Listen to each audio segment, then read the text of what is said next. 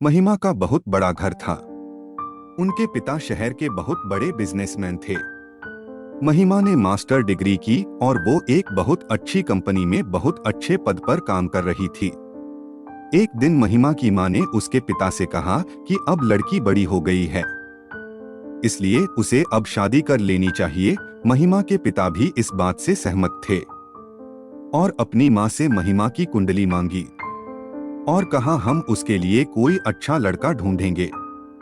अगले दिन महिमा के पिता वह कुंडली लेकर पंडित के पास गए और कुंडली दिखाने पर उसे पता चला कि महिमा मांगलिक है और उसकी शादी भी मांगलिक लड़के से होनी है।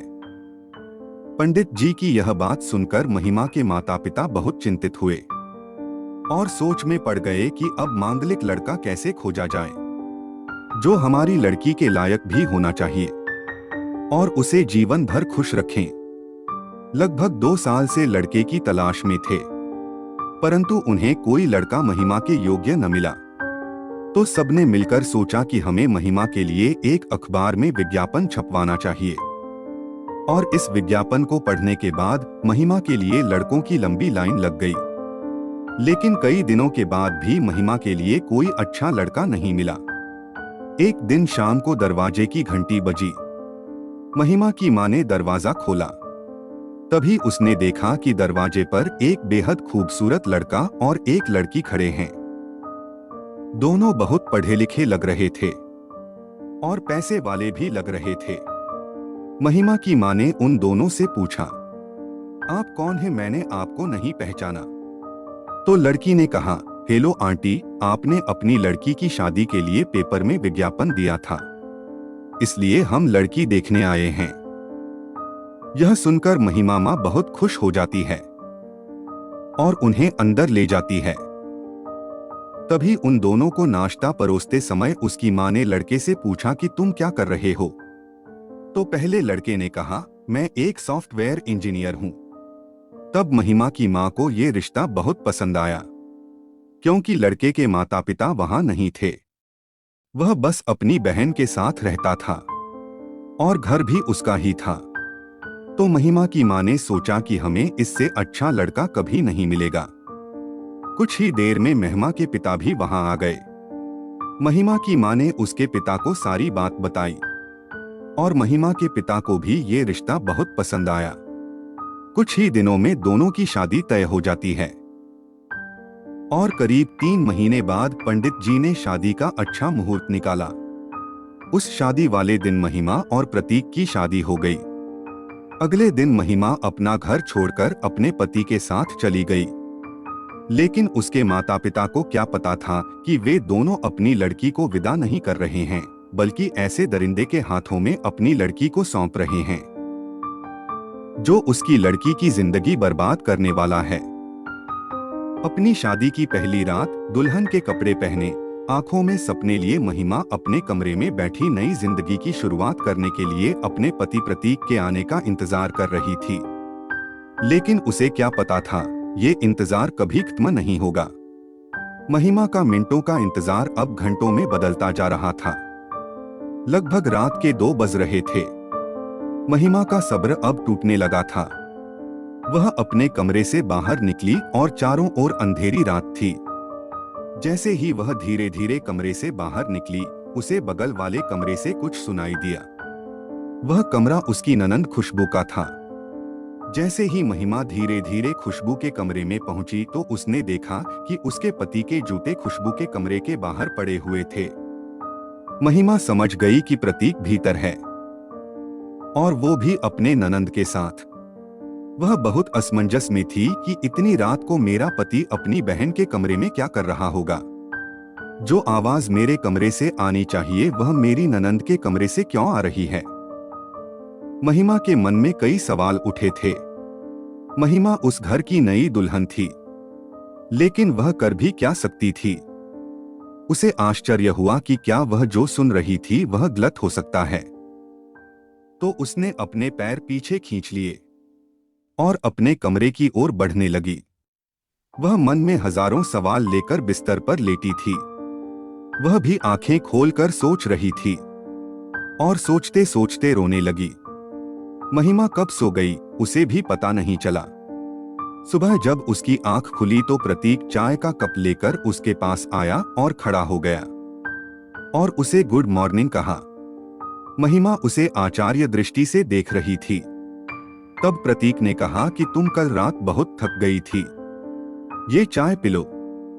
यह कहकर वह महिमा से बहुत प्यार करने लगा, मानो कल रात कुछ हुआ ही न हो और वह दुनिया का सबसे अच्छा पति हो। लेकिन महिमा पिछली रात का दर्द नहीं भूल रही थी। वहीं दूसरी ओर प्रतीक के प्रति इतना प्यार देखकर उसे रात का दर्द बर्दाश्त नहीं हो रहा था। प्रतीक महिमा से बहुत प्यार करता था। उसके सिर पर हाथ फिराते हुए उसके बालों से खेल रहा है, उसके गाल खींच रहा था और कह रहा था, तुम कितनी खूबसूरत लग रही हो आदि आदि। महिमा का मन अपने पति के इस व्यवहार से कचोट रहा था। प्रतीक ने महिमा से कहा, अपने बाल धो लो और फ्रेश हो जाओ। मैंने बहुत अच्छा नाश्ता ऑर्डर किया, आता ही होगा, हम साथ में नाश्ता करेंगे। महिमा ने कहा ठीक है और वहां से बाथरूम में चली गई। और अब महिमा के सामने कई नए सवाल खड़े हो गए। प्रतीक की ऐसी हरकतों से वह और भी भ्रमित होती जा रही थी। कल रात उसने जो देखा वह सच था या प्रतीक इस समय जिस प्यार में था वह सच्चा था। जब महिमा बाहर आई तो देखा कि प्रतीक और खुशबू पहले से ही टेबल पर बैठकर नाश्ता कर रहे थे। तभी सबकी नजर महिमा पर पड़ी और उन्होंने कहा कि तुमने आने में कितनी देर लगा दी, तो हमने खाना शुरू कर दिया, मुझे भूख लगी थी, तुम भी आ जाओ और नाश्ता कर लो। कई साल पहले प्रतीक के माता पिता की एक सड़क दुर्घटना में मौत हो गई थी। इतने बड़े घर में उनकी बहन खुशबू और उनकी पत्नी महिमा रहती थीं। शादी के बाद सभी रिश्तेदार जा रहे थे। कुछ मिनट बाद नाश्ता खत्म करके प्रतीक ने खुशबू और महिमा को अलविदा कहा और अपने ऑफिस के लिए निकल गया। वहीं महिमा और खुशबू घर में अकेली थीं। खुशबू महिमा की छोटी ननंद थी, लेकिन वह पुरानी फिल्म वाली बुरी सास से कम नहीं थी। वह महिमा को छोटी छोटी बातों पर सुनाया करती थी और घर के सारे काम में कुछ न कुछ गलती निकाला करती थी। खुशबू को महिमा बिल्कुल भी पसंद नहीं थी। शाम को जब प्रतीक ऑफिस से वापस आया और जूते उतारकर बेडरूम में गया, तभी उसने देखा कि महिमा तकिए के नीचे अपना चेहरा ढककर रो रही है। वह घबराकर महिमा के पास पहुंचा और पूछा कि क्या हुआ, तुम क्यों रो रहे हो? तो महिमा ने रोते हुए प्रतीक से कहा, मैं घर में इतना काम करती हूँ, खुशबू को सारी सुख सुविधाएं देती हूँ, उसके कपड़े भी धोती हूँ और घर का सारा काम भी समय पर पूरा करती हूँ, उसकी मनपसंद चीजें बनाती हूँ और दिन भर उसे खिलाती हूँ। वह पूरा दिन कमरे में एसी चलाकर और टीवी देखकर बिताती है और बातों ही बातों में मुझसे कहती है कि तेरी माँ ने तुझे कुछ नहीं सिखाया। वह मेरी छोटी ननंदा है, लेकिन एक बहुत बुरी सास की तरह वह दिन भर मुझ पर हुक्म चलाती है। ये सुनकर प्रतीक ने महिमा का हाथ पकड़ लिया और प्यार से समझाया कि मम्मी पापा के जाने के बाद खुशबू घर पर अकेली रह गई है। घर की सारी जिम्मेदारी उन्होंने उठा ली, साफ सफाई से लेकर घर में क्या लाना है और क्या नहीं, उसने सब कुछ देखा। मैं अपनी सारी सैलरी उनके हाथ में रख देता था, इसलिए उनका स्वभाव थोड़ा चिड़चिड़ा हो गया है। आप इसमें उसकी गलती नहीं है, आप बस अपना काम करें, चिंता मत करो, खुश रहो। ये कहते हुए प्रतीक महिमा के गाल से खेलने लगे। फिर शाम को खाना खाने के बाद सभी लोग अपने कमरे में चले गए। प्रतीक और महिमा एक साथ सो रहे थे और बातें कर रहे थे। महिमा को लगने लगा था कि कल रात जो उसने देखा वह शायद सच न हो। लेकिन कुछ मिनट बाद प्रतीक के फोन पर एक कॉल आई और वह ऑफिस का कुछ जरूरी काम बताकर कमरे से बाहर चला गया और घंटों बातें की। इधर महिमा प्रतीक के दोबारा आने का इंतजार कर रही थी। इस बार भी उसका इंतजार कब आंसुओं में बदल गया उसे पता ही नहीं चला और वह फिर सो गई। लेकिन महिमा बेचारी किसी से कुछ कह भी नहीं पा रही थी। शादी के बाद उनकी मां ने उन्हें सलाह दी कि शादी के बाद लड़कियों का घर ससुराल ही होता है। मायका तो बस एक नाम है। महिमा अंदर ही अंदर रो रही थी। वहीं दूसरी ओर प्रतीक अपनी बहन खुशबू के साथ अपने पवित्र रिश्ते के बारे में सोचे बिना अपनी रातें रंगीन करता था। और सुबह उठकर महिमा हमेशा की तरह झूठा प्यार दिखा रहा था। लेकिन अब महिमा के सिर से पानी गुजरने लगा। उसने सोचा कि मैं उन दोनों को रंगे हाथ पकड़ लूंगी। एक रात जल्दी बिस्तर पर लेट गई और सोने का नाटक करने लगी। कुछ मिनट बाद जब प्रतीक को एहसास हुआ कि महिमा गहरी नींद में सो गई है, फिर वह धीरे से उठा और अपनी बहन खुशबू के कमरे में गया। थोड़ी देर बाद महिमा भी उठकर खुशबू के कमरे की ओर चली गई और उसके दरवाजे के पास खड़ी होकर कान लगाकर उसकी बातें सुनने लगी। दरवाजे के बाहर उसकी आवाज साफ सुनाई दे रही थी और खिड़की भी थोड़ी खुली थी। महिमा ने अपना मोबाइल खिड़की के पास रखा और उनकी सारी बातचीत रिकॉर्ड कर ली। सारी बातें रिकॉर्ड करने के बाद महिमा अपने कमरे में वापस आ गई और उन्होंने वह रिकॉर्डिंग सुनी। रिकॉर्डिंग सुनते ही उसके पैरों तले जमीन खिसक गई।